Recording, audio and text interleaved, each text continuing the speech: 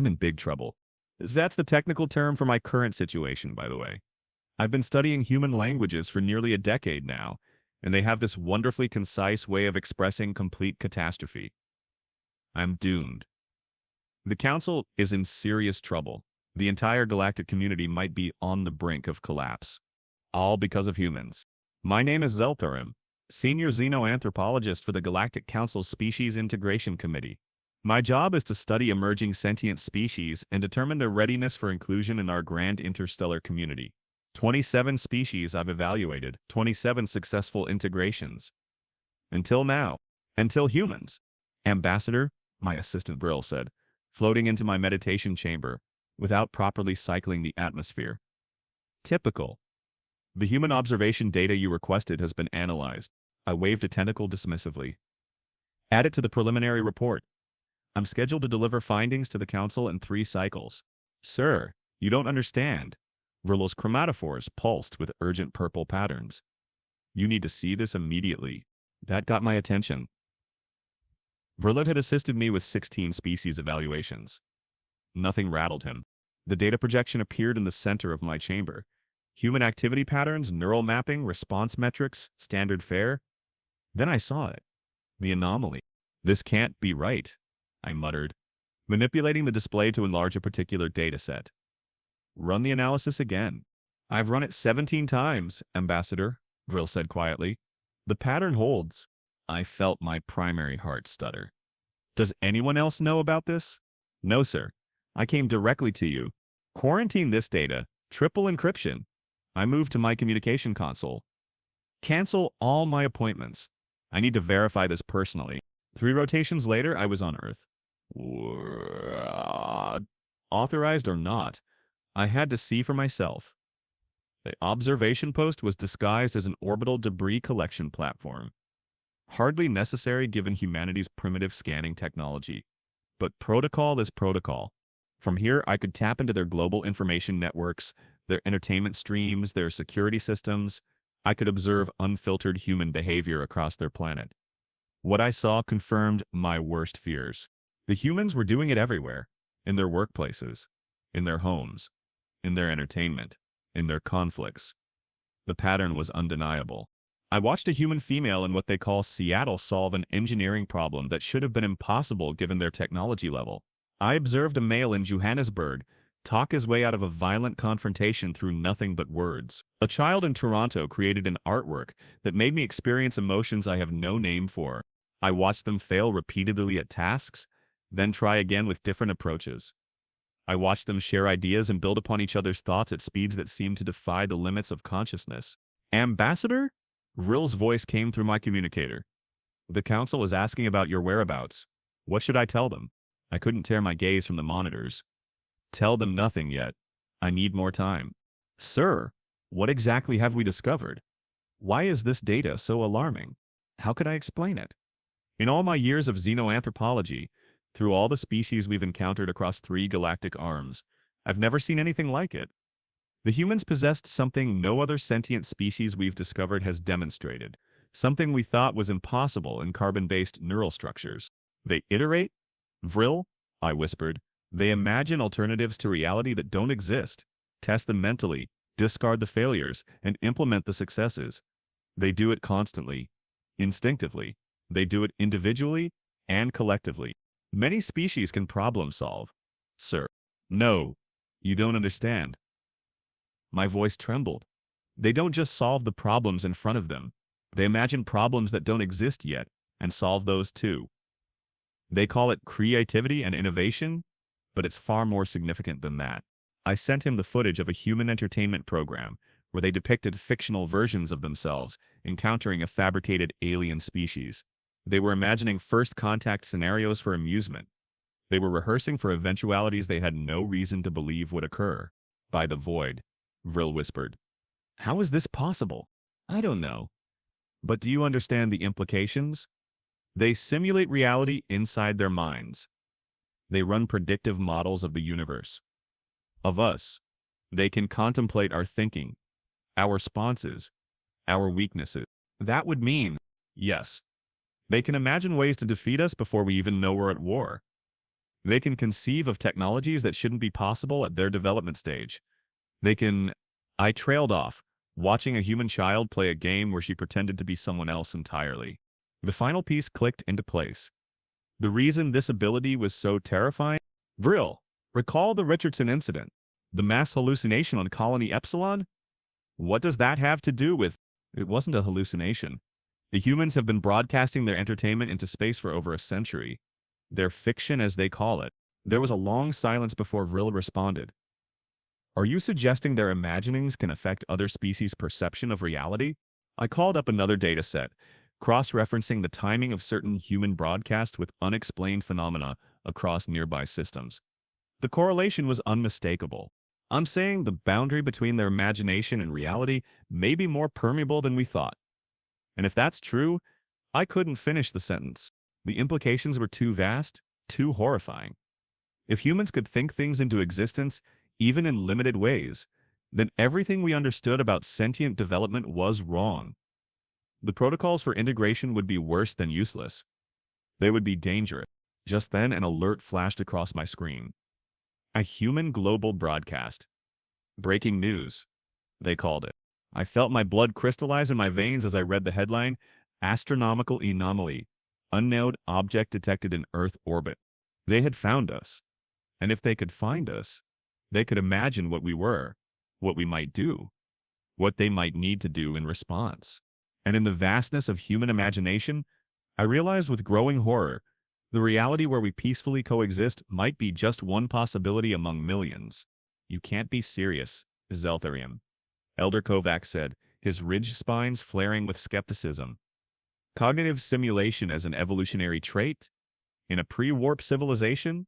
The council chamber hummed with uneasy whispers. 7 of the 9 high counselors were present physically. The other 2 attended via quantum entanglement. All looked equally disturbed by my report. I understand your disbelief, I said, manipulating the data projection. I didn't believe it myself until I verified it personally. I displayed footage from Earth, a human film set, where they were creating an elaborate deception for entertainment purposes. Dozens of humans collaborating to manifest a completely fabricated reality. So they enjoy falsehoods, said Counselor Mreeve, her tendrils waving dismissively. Many juvenile species go through phases of fancy. With respect, Counselor, this isn't mere fancy. I switched to neural mapping data. When humans create these simulations, their brains show activity patterns identical to genuine experience. The same regions activate whether they're experiencing reality or simulating it. High Counselor Dreth leaned forward. Are you suggesting they cannot differentiate between reality and imagination? No, that's what makes it more remarkable. They can simultaneously maintain awareness of actual reality, while fully engaging with simulated alternatives. They call it suspension of disbelief, a controlled form of self-deception. I displayed my most disturbing evidence, humans whose profession was pretending to be others. Actors as they called themselves, manifesting physiological responses appropriate to entirely fictional scenarios, tears flowing for non-existent tragedies, genuine laughter at fabricated humor. By the void, whispered Elder Sorvax. They're natural deceivers. Natural simulators, I corrected. And they do it collectively. They build consensus realities, elaborate shared fictions about how their societies function, about meaning, purpose, identity. Counselor Patella's exoskeleton clicked nervously. The implications for security protocols are concerning. Concerning? Counselor Vryn roared, pounding a clawed appendage on the chamber floor. It's terrifying. A species that can model alternate realities can conceptualize our destruction before we even make contact. They can imagine ways to overcome technological gaps. They can conceive of weaknesses we don't know we have. The chamber erupted in overlapping arguments. I waited until High Counselor Dreth called for order. The danger is not hypothetical, I continued, once silence returned. Humans have already detected our observation post. Their global information networks are buzzing with speculation about our nature and purpose. I projected examples of human discussions across their internet. The accuracy of some conjectures was unsettling. Some of their fiction eerily predicts aspects of our civilization that they couldn't possibly know, I added. It could be coincidence, or their simulations occasionally intersect with actual reality. Counselor Marie finished, her earlier skepticism gone. Precisely, and there's more. I hesitated, knowing how the next revelation would be received. We've detected quantum entanglement fluctuations emanating from specific human brain activity. Very minor but measurable. The silence that followed was deafening. Quantum consciousness was thought to be unique to the most ancient species in the galaxy. Quarantine, Elder Sorvax declared. Complete isolation. No contact. Impossible, I countered. They've already detected us. Their imaginations are already working. Isolation will only fuel darker simulations. What are you proposing? Seltharim? High Counselor Dreth asked. I took a deep breath. Direct contact. Controlled introduction. I will approach their leadership personally. The chamber exploded again. This time, Counselor Vryn's voice rose above the rest. Madness? You would expose yourself to these reality warpers? Better one ambassador than our entire civilization? I replied. If their simulations do affect reality in some quantum way, we need to guide those simulations toward peaceful coexistence. The debate raged for hours.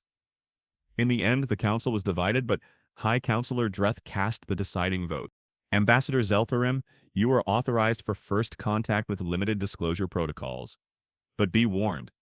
If you detect any sign that humans represent an existential threat, you are ordered to implement the Omega Protocol. The Omega Protocol. Planetary quarantine through dimensional isolation. It had never been used in Council history. As I left the chamber, Elder Kovac stopped me. The Council doesn't fully grasp what you've discovered, do they? I met his ancient gaze. No, they think I'm worried about human imagination. But it's not just that. It's that their imaginings might be more than imagination, he said softly. I nodded. In all our history, we've never found another species that creates for creation's sake. I tell stories simply to tell them, what if that's not just a curious evolutionary trait? What if it's a power? He finished. My thought. A real power we don't understand. I'll find out soon enough, I said, heading toward my ship. The humans are waiting. The landing site was a compromise. Remote enough to limit exposure, public enough to prevent accusations of secrecy. A flat desert expanse the humans called Nevada. My diplomatic vessel touched down precisely at the agreed time. Its adaptive camouflage deactivated to allow full visibility. Beyond the designated perimeter, human aircraft circled. Their weapon systems were active, though I'd been assured this was standard protocol. Less standard were the thousands of civilian vehicles parked just beyond military blockades. Word had spread, despite authorities' attempts at containment. Humans wanted to see. I activated the ship's atmospheric analysis. Breathable, with my filters. I triggered the exit hatch. Bright light flooded in as the ramp extended. I heard gasps from the assembled humans. As I emerged, bipedal myself, though taller and differently proportioned, I had chosen this form for first contact specifically because our internal simulations suggested it would be less alarming to humans. Welcome to Earth, said a silver-haired human male, stepping forward from a group of officials. I'm President James Davidson. On behalf of humanity, we greet you in peace. His voice was steady, but the biological scanners in my environmental suit detected elevated heart rate, perspiration, pupil dilation. Ear. Certainly. But also something else. Excitement. I am Ambassador Seltharim of the Galactic Council, I responded, my translator converting my speech patterns into English. I come with knowledge and questions. The formal introductions continued. Representatives from their United Nations, military officials, scientists, all following protocols remarkably similar to those my team had predicted they would devise. Their simulation abilities extended to social and political realms, with impressive accuracy. Finally, the formal party moved into a hastily constructed meeting facility. Once sealed inside, away from public view, the human demeanor shifted slightly. I'll be direct, Ambassador, President Davidson said once we were seated. Why have you been observing us without making contact? So they had detected more than just the single observation post. Impressive. Standard protocol for pre-integration assessment, I replied. My role is to evaluate emerging sentient species for compatibility with the galactic community. And what have you concluded? Asked Dr. Abigail Turner, their lead xenobiologist. Her gaze was intensely curious, without the fear most of the others displayed. I hesitated, then decided on honesty. That humanity possesses a trait we have never encountered in any other species. A trait that both fascinates and deeply concerns us. What trait? Davidson asked. You imagine, I said simply. Constantly, instinctively, individually, and collectively. You simulate realities that don't exist and share them with each other. The humans exchanged glances. Several appeared confused. Forgive me, Ambassador, said Dr. Turner. But surely all intelligent species must imagine. How could any civilization develop technology without first conceptualizing it? Problem solving is common, I acknowledged. Projecting current trends forward, also common. But creating detailed simulations of never-experienced realities for purposes beyond immediate utility? Devoting massive resources to sharing purely fictional experiences? This is uniquely human? Davidson laughed, then caught himself. I apologize, but are you saying you're concerned about our movies and books? We're concerned about the neurological mechanism that makes them possible, I corrected. Your brains can model causal relationships that don't exist, experiences you've never had, perspectives that aren't your own. You do this so instinctively you don't recognize how unusual it is. General William Scott, their military representative, leaned forward. And this ability threatens you? It creates unpredictability, I explained. Most species follow logical progression paths we can anticipate. Humans make conceptual leaps. You imagine solutions that shouldn't be accessible at your development stage. Like detecting your observation posts? Davidson asked. Precisely. Your technological level shouldn't have permitted that. Dr. Turner was rapidly taking notes. Is it possible other species have this ability but express it differently? A good question. My response was cut short by an urgent alert from my ship's AI. I activated my communicator, and the holographic display showed a massive energy signature approaching Earth's solar system. What is it? Davidson demanded, seeing my reaction. A Vex harvester ship, I said, cold dread settling in my core. They're not part of the Galactic Council. They're resource extractors who strip mine inhabited worlds. They're hostile? General Scott was already reaching for his communication device. Pragmatic, I corrected. They consider pre-warp civilizations as natural resources, not sentient beings worthy of protection. And the Council? Davidson asked, eyes narrowing. Do they share this view? No. We have containment protocols to protect developing worlds from the Vex. But my presence here, the energy signature of my ship, must have attracted their attention. The implications hit me with full force. My mission to assess humanity's strange gift had just exposed them to immediate extinction. How long do we have? General Scott demanded. I checked the readings again. 3 of your days before they achieve orbit. The Council fleet could respond in 5, at best.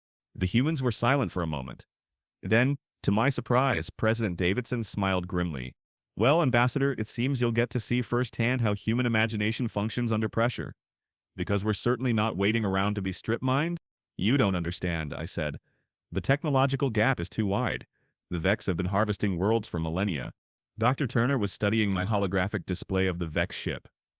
But they've never encountered humans before, have they? No, I admitted. Then they can't possibly have imagined what we might do, she said. And in that moment, I realized the humans were already running simulations. Already imagining scenarios, strategies, possibilities I couldn't conceive of. Their minds were creating and discarding futures at incredible speed. For the first time since discovering humanity's strange gift, I felt something new about it. Hope. It won't work, I said, studying the human military's hastily assembled defense plan. The Vex Harvester's energy shields operate on phase-shifting quantum principles.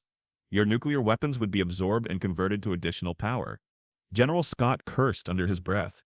We were 48 hours into our crisis, operating from a hardened underground facility they called Cheyenne Mountain. Around us, human military personnel coordinated global defense preparations with remarkable efficiency for a species that had never faced an extraterrestrial threat.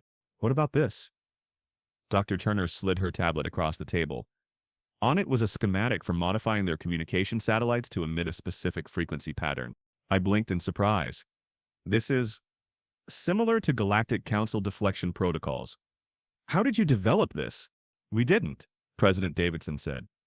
Dr. Turner recognized patterns in your ship's emission data and extrapolated the rest. I stared at the human scientist. In 2 planetary rotations, she had intuited principles that took Council species centuries to develop. Unfortunately, I said, the Vex will have countermeasures for standard Council protocols. They've been evading our enforcement ships for millennia. Then we need something they haven't encountered before, Davidson said. Something human. The planning session continued through the night. I provided what technical knowledge I could, but increasingly found myself observing rather than contributing. The humans would propose ideas I knew wouldn't work, but instead of accepting my assessment, they would modify their proposals in unexpected ways, combining concepts that seemed unrelated. They called it brainstorming. I called it controlled chaos. More disturbing was their use of fictional scenarios as problem-solving tools. In Star Trek, they used a tachyon pulse or remember an Independence Day when they uploaded a virus. They were leveraging their simulated realities, their entertainment, as frameworks for addressing an actual threat. And somehow, it was yielding results. By the following morning, they had a plan. A terrible, impossible, utterly human plan. You want to transmit a signal that will temporarily disrupt your planet's magnetic field? I repeated, certain I had misunderstood. Precisely, said Dr. Turner. Your data shows the Vex initiate harvesting by establishing a resonance link with a planet's magnetic field. If we destabilize that field at the moment they attempt connection, you would cause catastrophic damage to your own infrastructure, I interrupted. Global communications would collapse. Electrical grids would fail. The technological foundation of your civilization would be crippled temporarily, General Scott corrected. Our hardened military systems would recover within hours, civilian infrastructure within days or weeks. You would deliberately wound your civilization to repel the Vex? I couldn't keep the shock from my voice. We would sacrifice convenience to save lives. President Davidson said simply, Is that so difficult to understand? It was. In council deliberations, species typically advocated for solutions that preserved their established systems, their homeostasis. The human willingness to self-disrupt was, the Vex will recognize what you're doing and adapt, I warned. That's why we need you, Dr. Turner said. Your ship's quantum communication array. If we integrate it with our magnetic pulse system, we can create a feedback loop in the Vex harvester's resonance link. I stared at her. You're asking me to give you council technology. We're asking you to help us survive, Davidson corrected. The request violated every council protocol. Sharing advanced technology with pre-integration species was strictly forbidden. The potential consequences were unpredictable, which, I realized, was exactly what made humans dangerous and potentially valuable. If I assist you, I said carefully, and if, against all probability, your plan succeeds, what then? Humans would possess knowledge and technology beyond your development stage. Then the council would have to reconsider its assessment of our development stage. Davidson replied with a thin smile. Before I could respond, the facility's alarms blared. On the command center's main screen, satellite imagery showed the Vex harvester emerging from superluminal travel. It had arrived early. They've accelerated their approach, I said, checking my communicator. They must have detected your defense preparations. How long? General Scott demanded. 1 hour until they achieve optimal harvesting position. The room erupted into coordinated activity. Orders were relayed. The magnetic pulse system was prepared for emergency activation. Your decision, Ambassador, Davidson said quietly amid the chaos. Help us or observe our extinction. Council protocols were clear. The risk of technological contamination was too great. Humanity's unpredictable nature made them potentially dangerous to galactic stability. The safest option was to return to my ship, engage stealth systems, and wait for the Council fleet, even knowing they would arrive too late. But as I looked around at these humans fighting for survival, I saw something the Council analysis had missed. Their imagination wasn't just a cognitive anomaly, it was the core of their resilience. They could imagine their own extinction and refuse to accept it. I'll need direct access to your broadcast facilities, I said, and Dr. Turner's assistance to modify the quantum array. Davidson nodded once, relief momentarily visible before his determined expression returned. As we rushed to integrate Council technology with human systems, Dr. Turner worked with intuitive leaps that both impressed and terrified me. Within minutes, she was asking questions about quantum principles that pre-warp civilizations shouldn't conceptualize for centuries. The integration parameters aren't aligning, she said after 30 minutes of frantic work. There's a dimensional constant we're missing. The Planck-Voth resonance requires calibration to your planet's specific gravimetric signature, I explained, manipulating the equipment. Without a Council mathematical model, it's impossible. Try this, she interrupted, sending a formula to my display. I stared at it in shock. It was crude, imprecise by council standards, but the core principle was correct. How did you derive this? I didn't, she admitted. I imagined how your technology might work based on principles I understood, then extrapolated the rest. She had imagined her way to an advanced understanding of quantum physics. By any reasonable standard, it should have been impossible. 10 minutes to optimal harvesting position came the announcement over the facility's communication system. The integration was nearly complete, but our simulation showed only a 23% probability of success. Not enough. We needed something more. The quantum array is designed for communication, not power transmission, I said. We need to amplify the feedback loop exponentially to disrupt their harvesting sequence. Dr. Turner was silent for a moment, then her eyes widened. What if we don't try to disrupt their sequence? What if we try to complete it? That would accelerate the harvesting process, I said. Your planet would be stripped in hours instead of days, unless we give them something they don't expect to harvest. She turned to her tablet, fingers flying across its surface. Your array communicates through quantum entanglement? Entangled particles affect each other regardless of distance? Yes. But, and the VEX establish a resonance link that essentially entangles their systems with our magnetic field. I suddenly understood what she was suggesting. You want to create a data feedback loop through the quantum entanglement? Overload their systems with information. Not just any information, she said, her eyes bright with what humans called inspiration. Every piece of human imagination we can transmit. Every story, every film, every game, every song. The complete library of human creativity. The concept was so outlandish I nearly dismissed it immediately. But some instinct stopped me.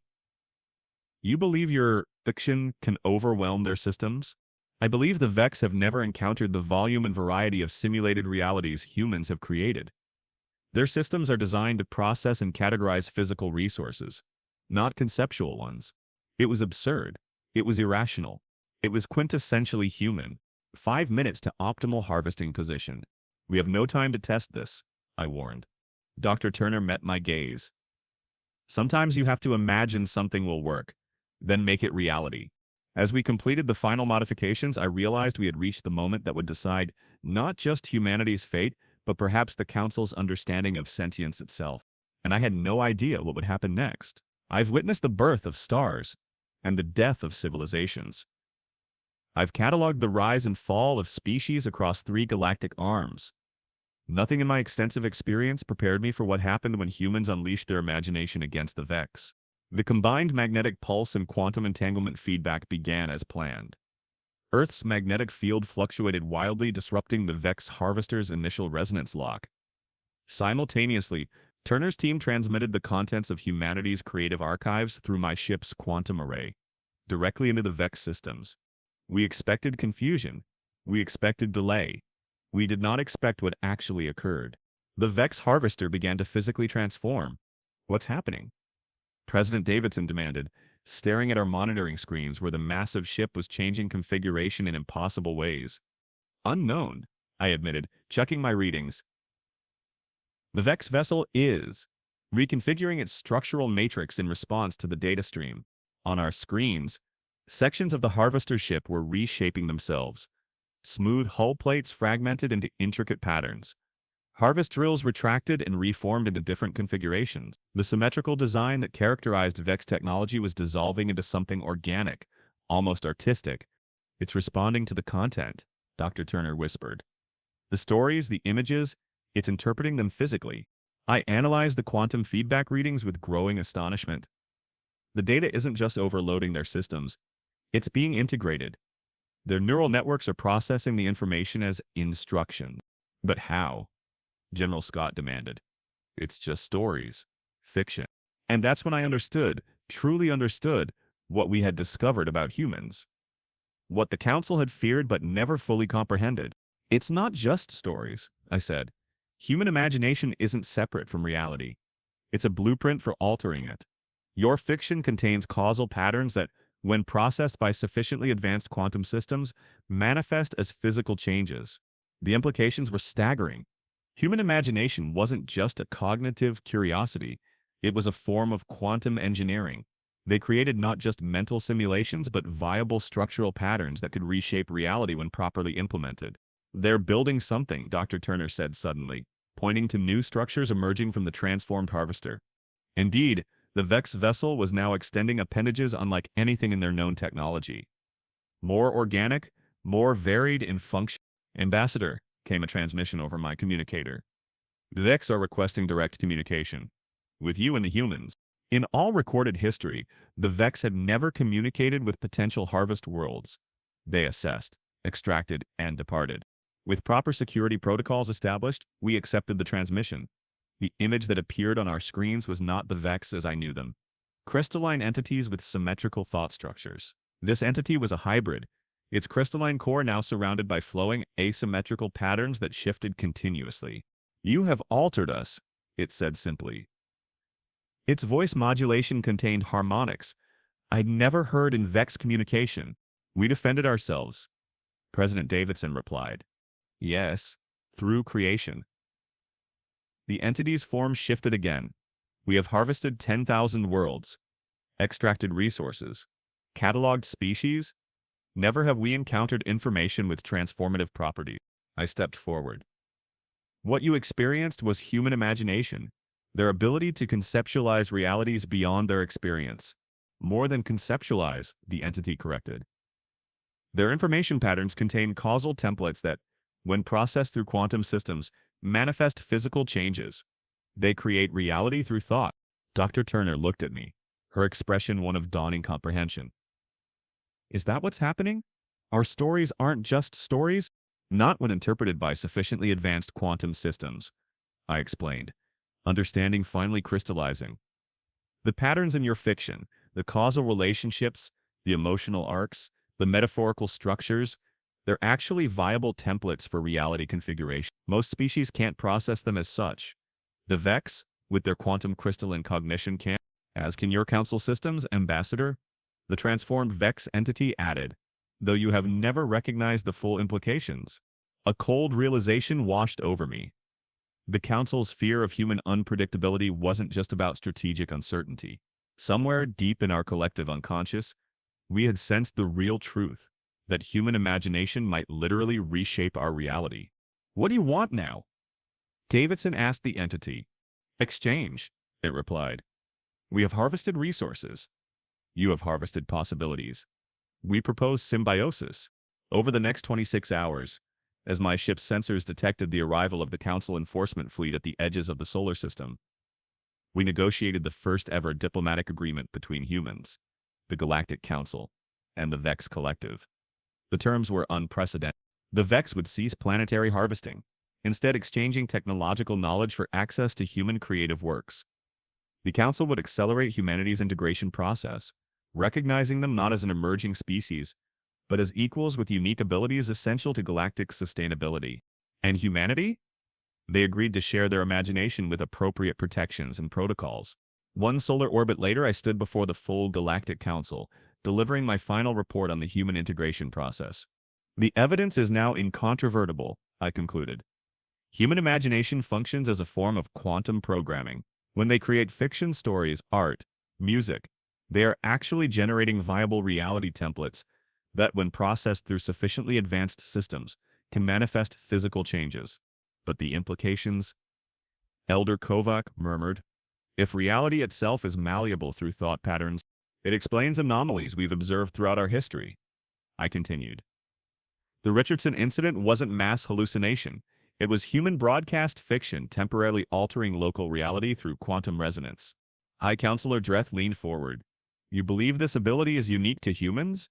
As a conscious, controlled evolutionary adaptation?" "Yes.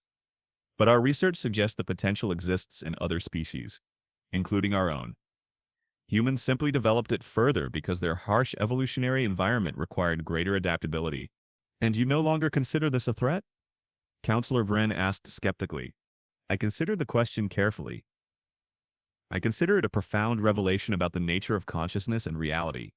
Humans don't just imagine alternative realities, they create blueprints for them. Working with the Vex, we've confirmed that what humans call storytelling is actually a sophisticated form of quantum engineering.